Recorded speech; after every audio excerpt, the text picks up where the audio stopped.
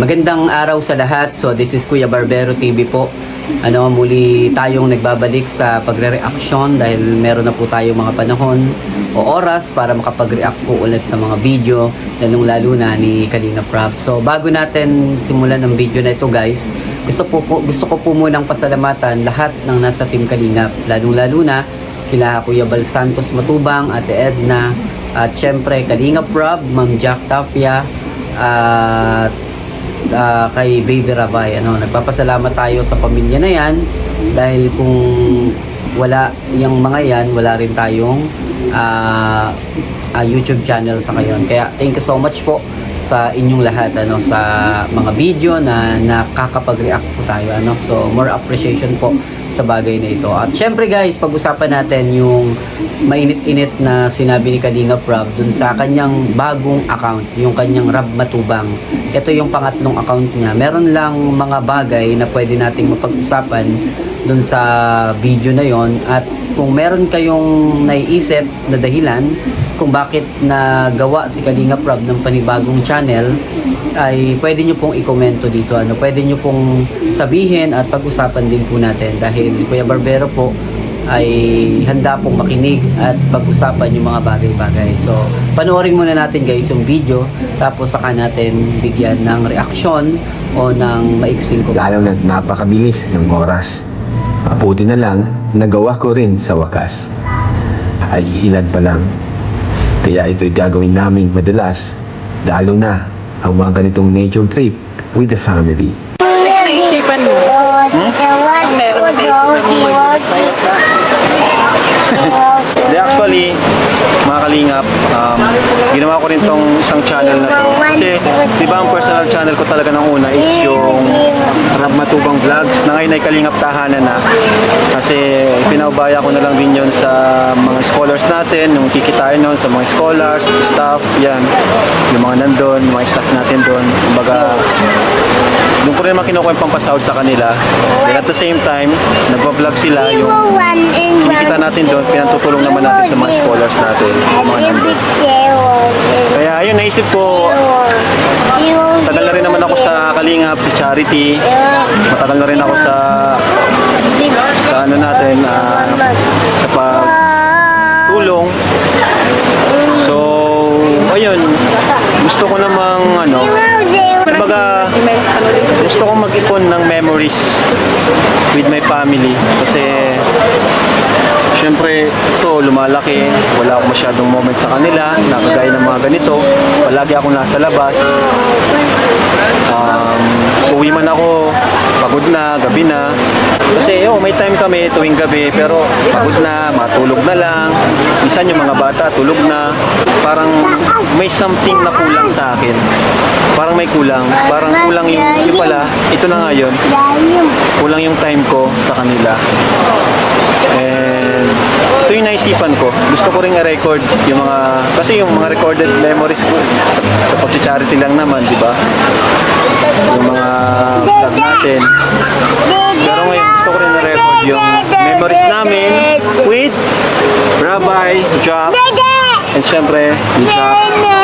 So yun nga guys, napanood natin yung video na ito ni Kalinga Prab. So meron lang tayong ilang mga komento o ilang reaction sa video ito guys, So pag-usapan natin, ano ba yung dahilan kung bakit si Kalinga Prab ay gumawa ng panibagong account, Ito ay merong malalim na dahilan, Hindi ito yung pinaka-accurate na sagot, pero magbigay lang tayo ng ilang mga palapalagay, kumbaga palapalagay. Pwedeng ganito rin yung iniisip nyo, or ganito talaga yung pwedeng mangyayari, So pag-usapan natin guys, bakit nga ba gumawa si Kalinga Prab ng third channel niya, yung Kalinga Prab, kasi meron siyang Kalinga Prab, tapos meron siyang Kalingap Tahanan, at yung bago niya ngayon yung Rab Matubang na para daw ito para sa memory o dun sa pamilya niyang vlog, So bakit nga ba?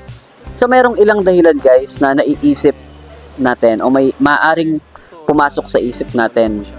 Ang isa sa pinakadahilan ay pwedeng dahil sa kulang yung oras na ibinibigay niya o naibibigay niya sa kanyang pamilya. Totoo naman yun guys, parang binanggit niya dun sa video na gusto niya makapag-create ng memory dun sa kanyang pamilya, kay Baby Rabay, kay Ma'am Jack at kay Jax, no? So, yung naiisip, meron pa tayong ilang naiisip kung bakit niya ginawa ito. So, ito ay atin lang naman. Kung ganito rin po yung iniisip nyo, kung ganito rin yung nakikita nyong dahilan, so, wala naman pong problema. Ito po ay palagay o naiisip lang natin kung bakit siya gumawa ng kanyang third channel. Makikita din naman natin sa itsura ni Kalinga Prab sa ngayon na sobrang busy siya dun sa mga beneficiary niya at lahat ng oras ay naubos na para lang sa kanyang mga charity work, so yung pagtulong sa mahihirap na dapat sana ay para sa pamilya iyon. So hindi natin na kita yung bagay na iyon, kumbaga di minsan napapansin yung bagay na iyon. Kaya ang isa sa dahilan para sa akin, ang isa sa dahilan kung para sa akin, baka nakakaramdam na rin si Kalinga Prab ng pagod or nai-stress na din siya paminsan-minsan, hindi dahil dun sa mga tinutulungan niya, kundi dahil sa sinasabi ng ilan na pangit na mga komento. Minsan kasi totoo, nasasagad din tayo, minsan napapagod din tayo kahit gaano tayo kabuting tao kapag sinasabihan tayo ng hindi maganda, na tayo naman talaga yung nakakaalam ng sarili natin at Diyos lang yung nakakaalam. Minsan hinuhusgahan tayo kagaya ni Kalinga Prab.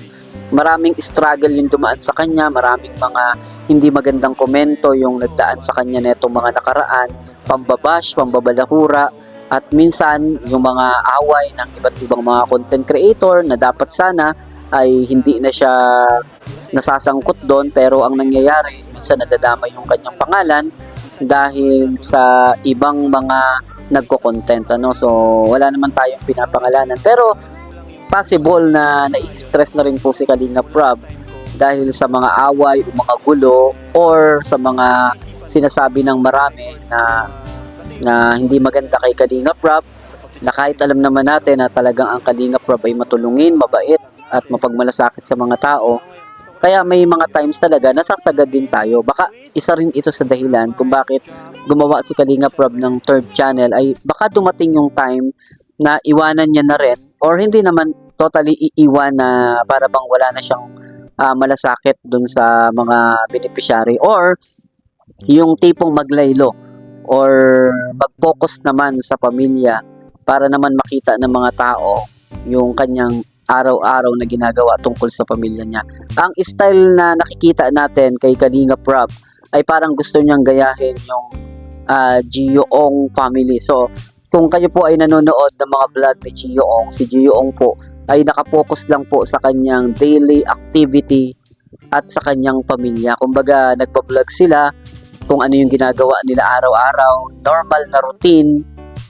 Ganun po yung ginagawa nila. Gio Ong adventure, family trip, hiking, at camping, at marami pang iba. Baka ito yung gustong ipakita sa atin ni Kalinga Prab, na ganitong buhay yung gusto niyang i-create na memory para kay Rabay, kasi lumalaki na po si Rabay, lumalaki rin si Baby Jax, na maganda makapag-create sila ng memory, dahil yun naman talaga yung pananagutan bilang isang magulang o bilang isang tatay nila, bilang isang tatay, ano. So yun lang yung mga part na tinitingnan natin dito, no, or